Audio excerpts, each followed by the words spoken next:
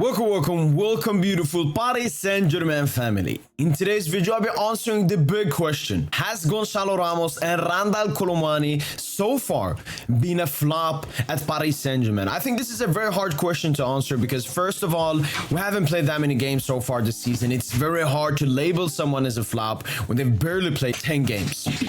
And the other thing, which is really important as well, is that these two players are competing for the same position, which means no one has really been a certified starter this season. Obviously, Kolo Muani has started more games than Goncalo, but it's still not enough to really have a big picture of these two players. That's why I wanted to digest their performances so far. And one thing I've realized and noticed a lot recently, which is their role is solely on facilitating somebody. That's all I'm gonna say. Somebody. So let us look at these slides.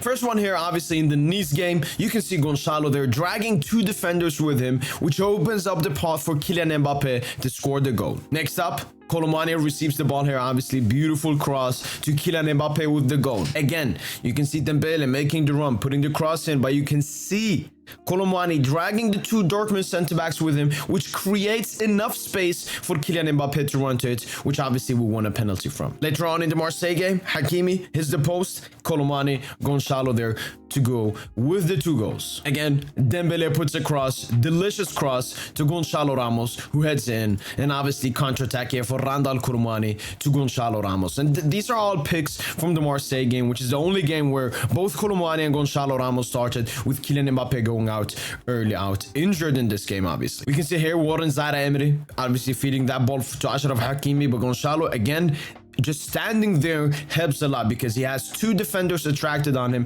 which makes it really easy for Hakimi to make the run and score an easy goal.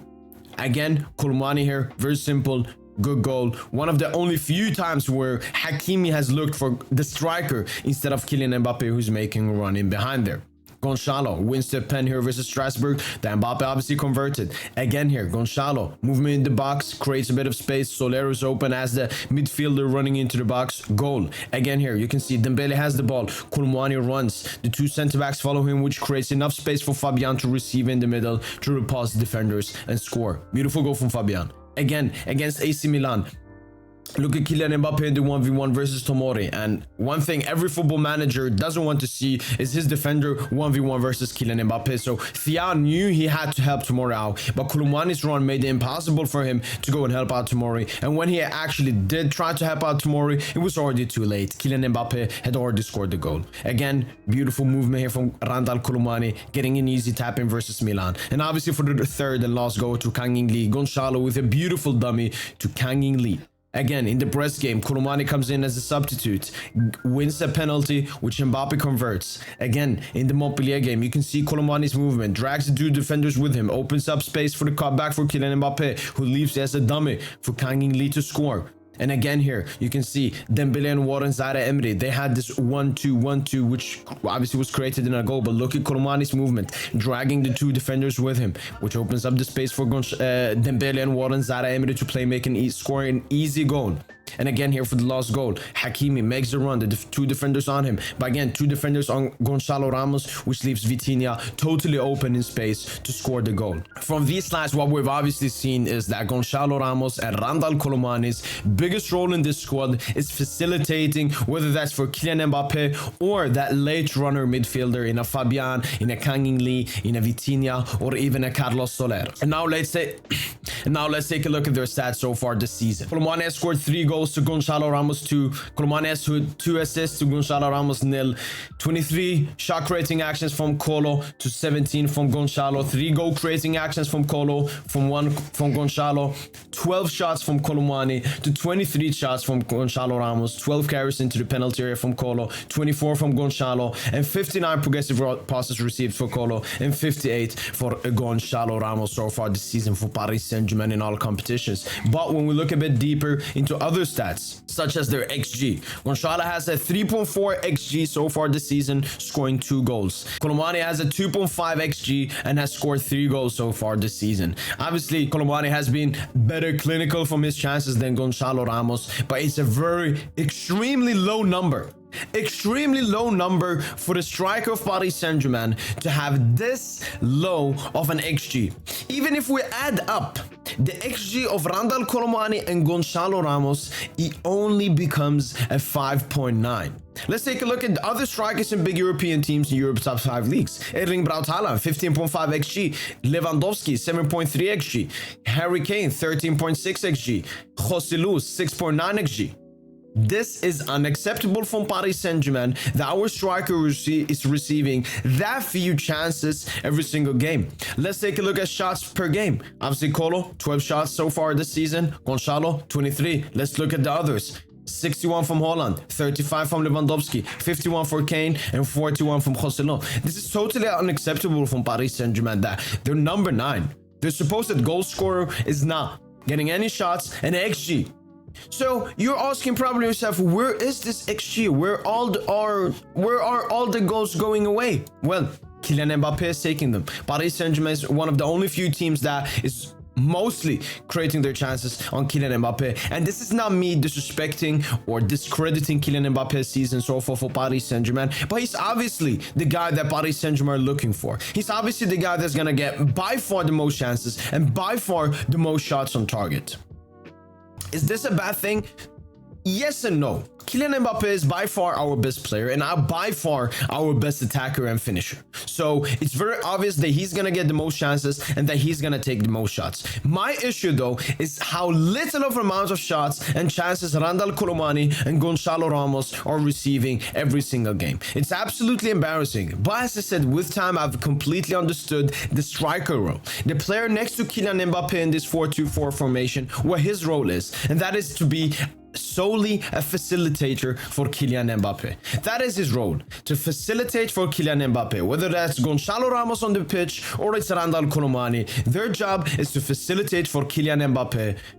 Very similarly to Karim Benzema with Cristiano Ronaldo. Karim Benzema, when he had played pretty much 12-13 games in the 17-18 season, he only had an XG of 4.8 and ended the season with 12 goals. And that was mostly because he worked as a facilitator for Cristiano Ronaldo. He was the left forward that bagged the most chances, took the most shots, and Karim Benzema did the dirty work. The real issue here is there are 3 important stuff to be a facilitator. Number 1, off the ball movement. Number 2, playmaking with the ball, and number 3, defensive accountability for Kylian Mbappe. As we all know, Kylian Mbappe is not the most defensive player. He's not going to press and all of that, and completely understandable when you look at previous superstars like a Neymar or like a CR7 at Madrid or like a Lionel Messi at Barcelona, so it's understandable. So the pivot, as Mbappe likes to call him, the facilitator that I like to call him, he has to do 3 stuff. The first one, off the ball movement, and as I showed from the slides, Goncalo and Kolo off the ball movement is really good and has created so many goals for Paris Saint-Germain this season. Number 2 is the playmaking ability. Sadly, when it comes to Goncalo and Kolo, that is, I would say Kolo is probably a bit better than Goncalo, but still far away from a player like Marco Asensio, who can drop deep, who's much better with the ball than a Goncalo or a Kolo. And third of all, obviously, defensive accountability from Kylian Mbappe, which Goncalo and Kolo once again have done really well. But that takes me to it.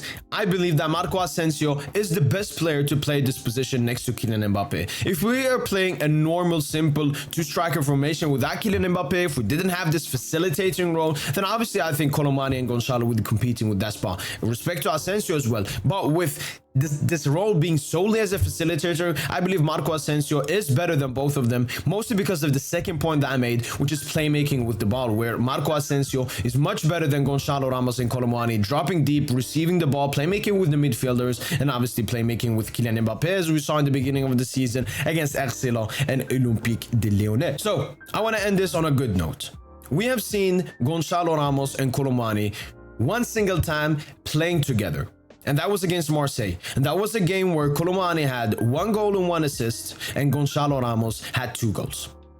That is something we would have loved to see from every game from our 2 strikers. But as I've said, I've accepted reality. I've accepted the situation. These 2 players are playmaking. These 2 players are facilitating for Kylian Mbappe. They are doing the dirty work. That was the main reason Kylian Mbappe did not want to play as a striker / pivot last season for Paris Saint-Germain, because you had to do a lot of dirty work as the striker, as a target man. You know, you have to move around, take the 2 center backs with you, as we saw Kolo and Goncalo doing a lot, and then Mbappe really doesn't want to do that.